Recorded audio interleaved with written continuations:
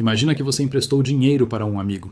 Você emprestou R$1.000. Ele prometeu devolver com 2% de juros no final do ano. Combinado e feito. No final do ano, ele te devolve os R$1.000 mais R$20 de juros. Cumpriu o acordo. Mas naquele mesmo ano, tudo ficou 5% mais caro. O mercado que custava R$500 agora custa R$525. O aluguel que custava R$800 agora custa R$840. Você recebeu o que foi combinado. Mas o que recebeu compra menos do que o que emprestou. Em termos práticos, você perdeu dinheiro, não porque seu amigo deu calote, porque a inflação foi maior do que o juro que ele pagou. Esse é o mecanismo mais simples de explicar o que bancos centrais fazem com a poupança de quem trabalha a vida inteira para guardar dinheiro.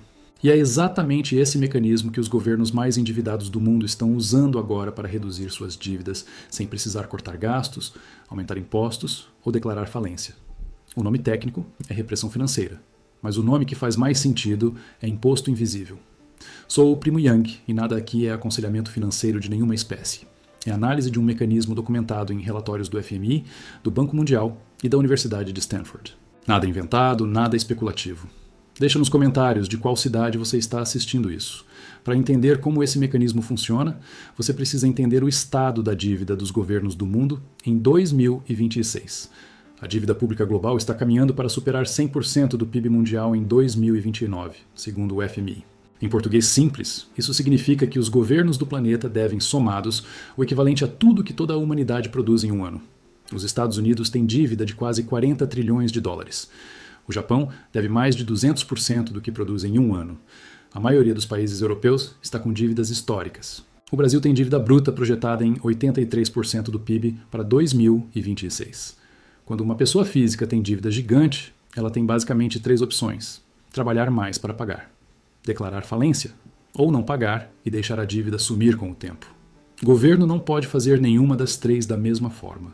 Não pode simplesmente trabalhar mais, não declara falência como empresa privada e não pode simplesmente não pagar sem destruir completamente a confiança no sistema financeiro do país. Então existe uma quarta opção que os governos descobriram funciona muito bem e que quase nunca é explicada abertamente para a população.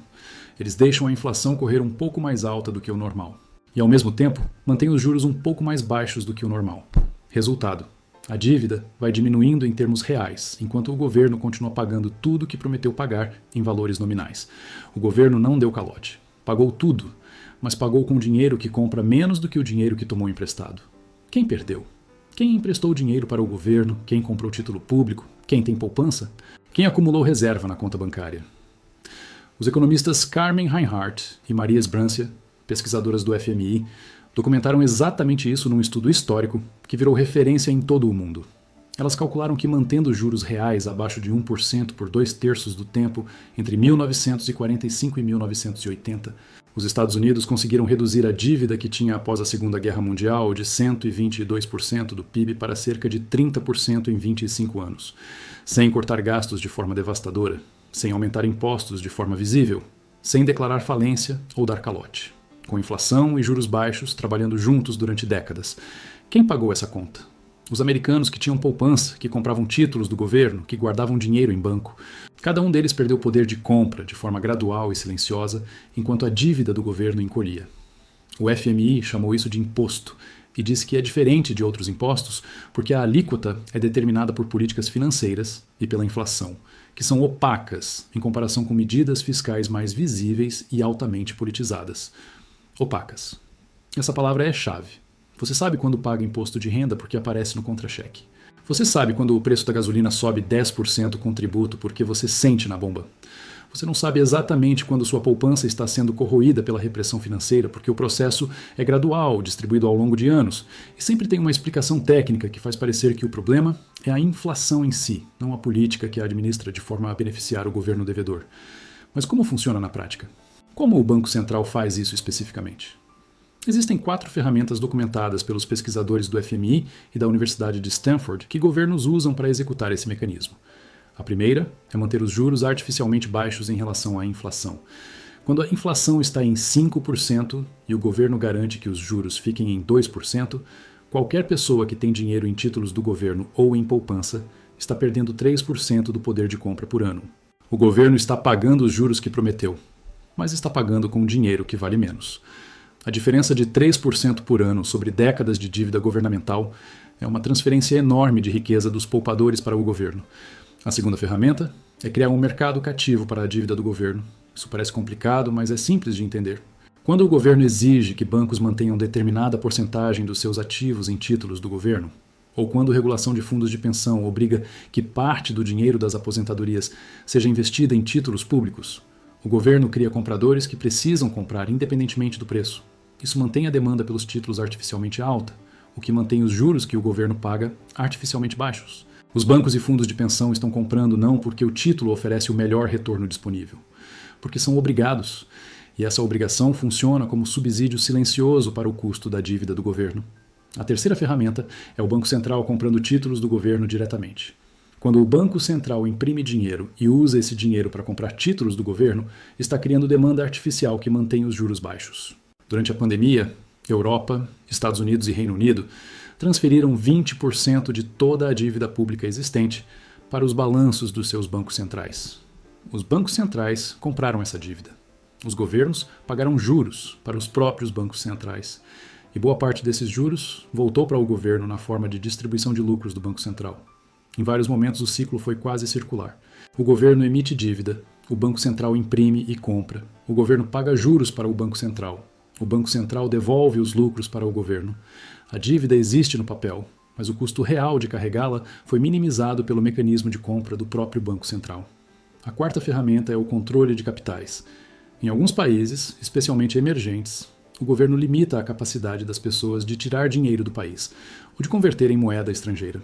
Isso força os poupadores a ficarem dentro do sistema nacional, onde os juros são mais baixos do que seriam se houvesse liberdade total de escolha.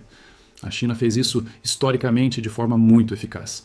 Manteve taxas de poupança altíssimas porque as famílias não tinham para onde colocar o dinheiro além dos bancos estatais que pagavam juros abaixo do mercado. Esse capital barato financiou décadas de investimento estatal a custo reduzido. Agora a parte que conecta tudo isso ao seu dinheiro no Brasil, de 2026. O Brasil tem Selic em 14,75%. Parece alto. E para a renda fixa conservadora, como o Tesouro Selic ou CDB de banco sólido, de fato rende acima da inflação projetada. Então, o Brasil não está fazendo repressão financeira agora, certo? A resposta é mais complicada do que parece. Para quem tem o dinheiro no lugar certo, no Tesouro Selic ou em CDB de alta liquidez sem taxa, sim, o retorno real existe. A Selic atual está acima do IPCA projetado. Mas a repressão financeira não precisa estar acontecendo no produto mais eficiente do mercado para afetar a maioria das pessoas. Ela afeta quem tem o dinheiro nos produtos errados. Poupança rende 70% da Selic mais TR quando a Selic está acima de 8,5%. Com Selic em 14,75%, a poupança rende aproximadamente 10,3%. Com o IPCA projetado em 4,17%, o retorno real da poupança é de aproximadamente 6% positivo, ainda acima da inflação. Mas aí você inclui o come-cotas dos fundos de renda fixa convencionais que cobram taxa de administração de 1 a 2% ao ano, o custo de oportunidade de quem tem dinheiro em conta corrente sem rendimento, a inflação dos itens específicos que você consome, que pode ser bem acima do IPCA médio, e o custo das tarifas bancárias que você paga sem perceber. E quando você inclui tudo isso, a repressão financeira não precisa ser política declarada do Banco Central do Brasil para estar acontecendo na vida financeira da maioria das pessoas. Acontece sempre que o produto onde o dinheiro está rende menos do que a inflação real de quem tem o dinheiro. A pesquisa da Agência Brasil, publicada em março de 2026, mostrou que em quase 20 anos, o custo da alimentação do brasileiro subiu 302,6%, enquanto a inflação oficial foi de 186,6%. Quem guardou o dinheiro em poupança durante 20 anos protegeu da inflação oficial, mas não da inflação real de quem compra comida. Isso é repressão financeira funcionando não como política declarada do governo, mas como resultado de um sistema onde o instrumento mais popular de guarda de dinheiro, a poupança, não consegue acompanhar os preços dos itens que consomem a maior parte do orçamento das famílias de renda mais baixa. E nos países onde a repressão é mais intencional e mais explícita, onde os juros reais são consistentemente negativos por anos a fio, a transferência de riqueza dos poupadores para os governos é documentada, mensurável e enorme. O Banco da Alemanha, o Bundesbank, publicou em outubro de 2024 um estudo que calculou exatamente o quanto a repressão financeira americana do pós-guerra reduziu a dívida dos Estados Unidos. A conclusão foi que sem esse mecanismo, a dívida americana teria chegado ao final dos anos 60 muito mais alta do que chegou. A repressão financeira foi o instrumento principal de redução da dívida, não o crescimento econômico em si. O Fórum Econômico Mundial publicou em março de 2025 que, com a dívida global chegando a 100% do PIB em 2029, a repressão financeira está voltando ao centro das discussões sobre como os governos endividados vão gerenciar suas dívidas nas próximas décadas. Voltando ao centro das discussões. Isso significa que economistas e formuladores de política ao redor do mundo estão conversando sobre usar o mecanismo de imposto invisível novamente, da forma mais ampla e intencional desde o pós-guerra. A pessoa que tem o dinheiro na conta corrente sem rendimento, na poupança que perde para itens específicos de consumo, no fundo de renda fixa com taxa de administração, cara, no FGTS que rende 3% mais distribuição de lucros enquanto a inflação corrói o poder de compra, está sujeita a versões desse mecanismo mesmo sem nenhuma política declarada de repressão. A diferença entre quem protege o patrimônio dessa erosão silenciosa e quem não protege não é necessariamente ter muito dinheiro. É entender que juro, abaixo da inflação real, não é rendimento.